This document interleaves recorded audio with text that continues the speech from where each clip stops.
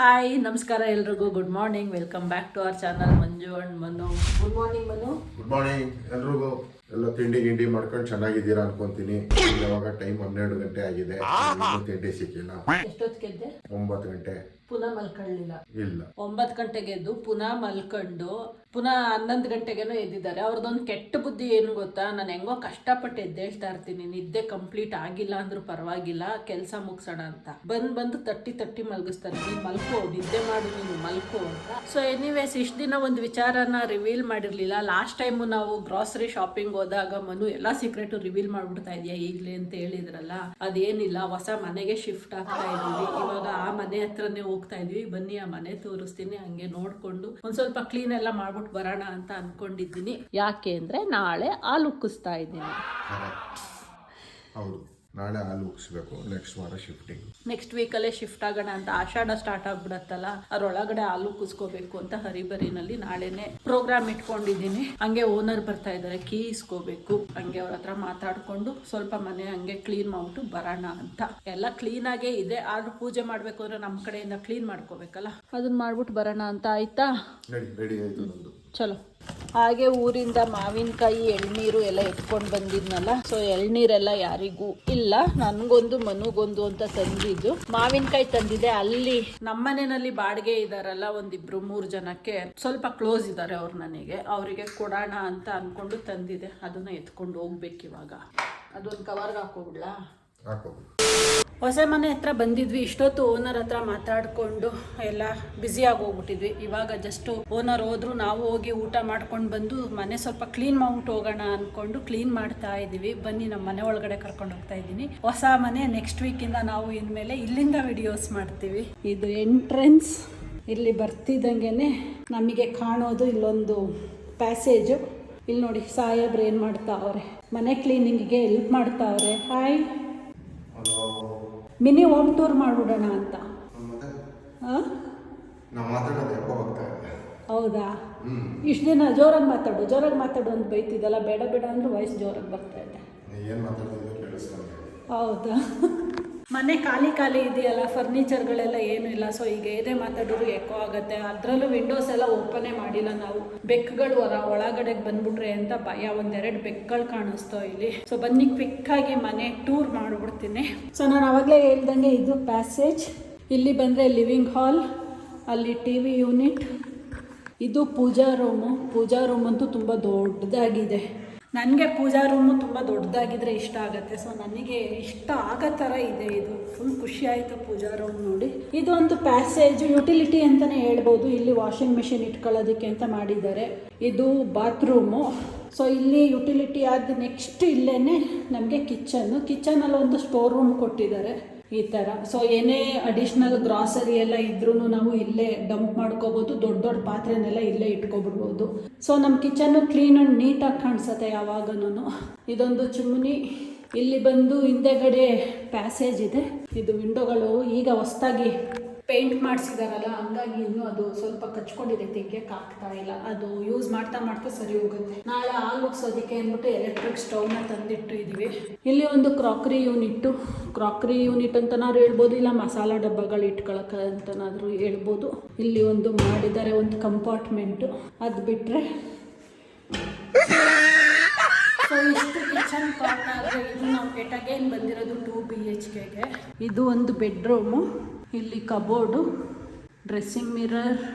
So ಮೇಲೆ ಎಲ್ಲ wood work ಮಾಡಿದ್ದಾರೆ. ಸೊ ಇದ್ರ ಪಕ್ಕನೇ ಆ ಕಡೆ ಇನ್ನೊಂದು ಬೆಡ್ರೂಮ್ ಇದೆ. ಇದು ಇಲ್ಲಿನೂ ಒಂದು ಕಬೋರ್ಡ್ ಪ್ಲಸ್ ಡ್ರೆಸ್ಸಿಂಗ್ ಮಿರರ್. ಇಷ್ಟಿದೆ ನಮ್ಮ ಮನೆ. ನಮ್ಮಿಬ್ರಿಗೆ ಬೇಜಾನಾಯಿತು.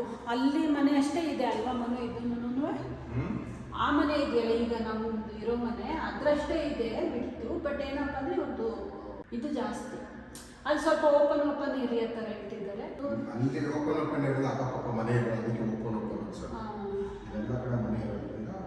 ಬಟ್ ಸ್ಟಿಲ್ ವೆಂಟಿಲೇಷನ್ನು, ನ್ಯಾಚುರಲ್ ಲೈಟು ಎಲ್ಲ ತುಂಬಾ ಚೆನ್ನಾಗಿದೆ. ಯಾಕೆ ಅಂದರೆ ಮನೆ ಸುತ್ತ ಜಾಗ ಬಿಟ್ಟಿದ್ದಾರೆ, ಜಾಯಿಂಟ್ ಮಾಡಿಲ್ಲ ಮನೆಗೆ. ಹಾಗಾಗಿ ಇದು ಒಂದು ಯುಟಿಲಿಟಿ. ಇದು ಇಲ್ಲಿ ಒಂದು ಎಕ್ಸ್ಟ್ರಾ ಟಾಯ್ಲೆಟ್ ಇಟ್ಟಿದ್ದಾರೆ, ಬೇಕಂದರೆ ಯೂಸ್ ಮಾಡ್ಕೊಳ್ಳೋದಕ್ಕೆ. ಅದು ಬಿಟ್ಟರೆ ಇಲ್ಲಿ ನೋಡಿ ಎಲ್ಲ ಫುಲ್ಲು ಸ್ಪೇಷಿಯಸ್ ಆಗಿ ಇಲ್ಲಿ ಮೇಲ್ಗಡೆಯಿಂದ ಬೆಳಕು ಎಲ್ಲ ಬರೋ ಥರ ಇಟ್ಟಿದ್ದಾರೆ. ಬಿಟ್ಟು ಮನೆ ಹಿಂದೆಗಡೆನೂ ಈ ಥರ ಇಟ್ಟಿದ್ದಾರೆ. ಇಲ್ಲಿ ಬಟ್ಟೆ ಎಲ್ಲ ಒಣಗಾಕೊಳ್ಳೋದಕ್ಕೆ ಜಾಗ ಮಾಡಿದ್ದಾರೆ ಅವರು.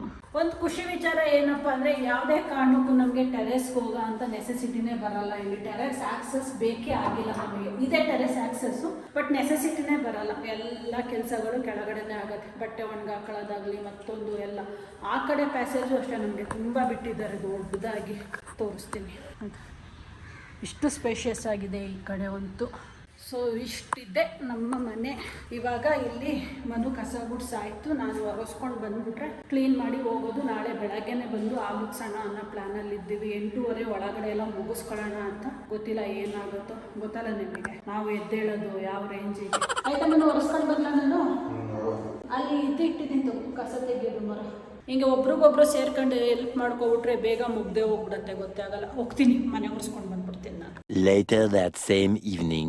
ಊರಿಂದ ಒಂದು ಅಳಸನೆಣ್ಣು ತಂದಿದ್ನಲ್ಲ, ಕಟ್ ಮಾಡೋಣ ಅಂತ ಮಾಡ್ತಾ ಇದ್ದೀನಿ. ಫುಲ್ಲು ಹಣ್ಣಾಗಿ ಹೋಗ್ಬಿಟ್ಟಿದೆ. ಇನ್ನು ಇವತ್ತು ಮಾಡಿಲ್ಲ ಅಂದ್ರೆ ಆಮೇಲೆ ಹಾಳಾಗ್ಬಿಡತ್ತೆ ನಾಳೆ ನಾಡಿದ್ದೀನಿ. ಚಾಕುಗೆ ಗ್ರೀಸ್ ಮಾಡ್ಕೊತಾ ಇದ್ದೀನಿ. ಮತ್ತೆ ಅಂಟಾದ್ಮೇಲೆ ಅದು ಹಾಳಾಗತ್ತಲ್ಲ ಚಾಕು ಅಂತ. ಫಸ್ಟ್ ಟೈಮ್ ನಾನು ಅಳಸನೆಣ್ಣು ಕಟ್ ಮಾಡ್ತಾ ಇರೋದು.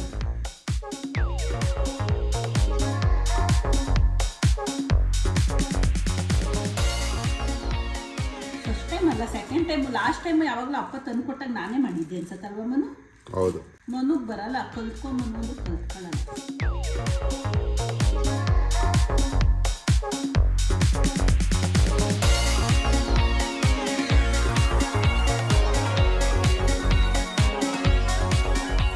ಕಬೋರ್ಡ್ ಕ್ಲೀನ್ ಮಾಡೋಣ ಅಂದ್ಕೊಂಡಿದ್ನ. ಯಾವ ಆ್ಯಂಗಲಿಂದನೂ ಅದು ಆಗಲಿಲ್ಲ ನನಗೆ. ಸುಮ್ಮನೆ ಕೂತ್ಕೊಂಡಿದ್ವಿ ಇಷ್ಟೊತ್ತು ಮಾತಾಡಿಕೊಂಡು. ಇವಾಗ ಸಡನ್ನಾಗಿ ಡಿಸೈಡ್ ಮಾಡಿದ್ವಿ. ಆ್ಯಕ್ಚುಲಿ ನಾಳೆ ರೆಸ್ಟೋರೆಂಟಿಗೆ ಹೋಗೋ ಪ್ಲ್ಯಾನ್ ಇತ್ತು ನಮ್ಮದು. ಬಟ್ ಈಗ ನಾವು ಸದ್ಯದ ಮಟ್ಟಿಗೆ ವೆಜಿಟೇರಿಯನ್ ಇದ್ದೀವಿ. ರೀಸೆಂಟಾಗಿ ಪೂಜೆ ಮಾಡಿಸಿದ್ವಲ್ಲ, ನೋಡಿದ್ದೀರಲ್ಲ ಹಿಂದಿನ ವಿಡಿಯೋನಲ್ಲಿ. ಹಂಗಾಗಿ ಒಂದು 12 ಡೇಸು ನಾನ್ ವೆಜ್ ತಿಂತಾ ಇಲ್ಲ ನಾವು. ಹಾಗಾಗಿ ವೆಜಿಟೇರಿಯನ್ಗೇನು ರೆಸ್ಟೋರೆಂಟ್ಗೆ ಹೋಗೋದು ಅಂತ ಸಾಹೇಬ್ರಿಗೆ ಇಂಟ್ರೆಸ್ಟ್ ಬರಲಿಲ್ಲ ಅಂತೆ. ನನಗೆ ಮೊದಲೇ ಇಂಟ್ರೆಸ್ಟ್ ಇಲ್ಲ. ಹೋಗಿ ರೆಸ್ಟೋರೆಂಟ್ಗೆ ಹೋಗಿ ವೆಜ್ ತಿನ್ನೋ ಅಷ್ಟೆಲ್ಲ ಇಂಟ್ರೆಸ್ಟ್ ಪಕ್ಕ ಇಬ್ರಿಗೂ ಇಲ್ಲ. ಹಂಗಾಗಿ ನಾಳೆ ಬೇಡ, ವೀಕ್ ಡೇ ಅನ್ಕೊಂಡು ಇವತ್ತೇನೆ ಹೋಟೆಲಿಂದಾನೆ ಪಾರ್ಸಲ್ ತಗೊಂಡ್ ಬಂದ್ಬಿಟ್ಟು ಮನೇಲೆ ಕೂತ್ಕೊಂಡು ತಿನ್ನೋಣ. ಅಲ್ಲೂ ಬೇಡ, ಯಾಕೆಂದ್ರೆ ಈಗ ನಾವು ಹೋಗ್ತಾ ಇರೋದು, ನಾವು ರೆಗ್ಯುಲರ್ ಬ್ರೇಕ್ಫಾಸ್ಟ್ ತಿನ್ನೋಕೆ ಹೋಗ್ತೀವಲ್ಲ ಹೋಟೆಲಲ್ಲ, ಅಲ್ಲಿ ಚೈನೀಸ್ ಐಟಮ್ ಚೆನ್ನಾಗಿ ಮಾಡ್ತಾರೆ. ಸೊ ಹಂಗಾಗಿ ಅಲ್ಲಿಂದಾನೆ ಪಾರ್ಸಲ್ ತಂದ್ಬಿಟ್ಟು ಇವತ್ತು ಆರಾಮಾಗಿ ಕುತ್ಕೊಂಡು ತಿನ್ನೋಣ, ಯಾವ್ದಾದ್ರು ಮೂವಿ ನೋಡ್ಕೊಂಡು ಅಂತ ಡಿಸೈಡ್ ಮಾಡ್ಕೊಂಡು ಹೋಗ್ತಾ ಇದೀವಿ ತರೋದಿಕ್ಕೆ. ನಾಳೆ ಆಫೀಸ್ ಇರತ್ತಲ್ಲ, ಮೂವಿ ಗಿವಿ ನೋಡಕ್ಕಾಗಲ್ಲ, ಸುಮ್ನೆ ಮಾತಾಡ್ಕೊಂಡು ತಿನ್ಬೇಕು. ಅದಕ್ಕೇನೆ ಏನಪ್ಪ ಯಾಕಪ್ಪ ಇನ್ನೇನು ಬರ್ತೈತೆ.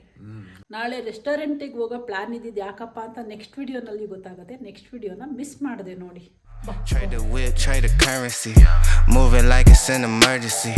We gotta check out, it's close to 11, so baby ride it with some urgency. I'm just here for the fun part, cause I'm good.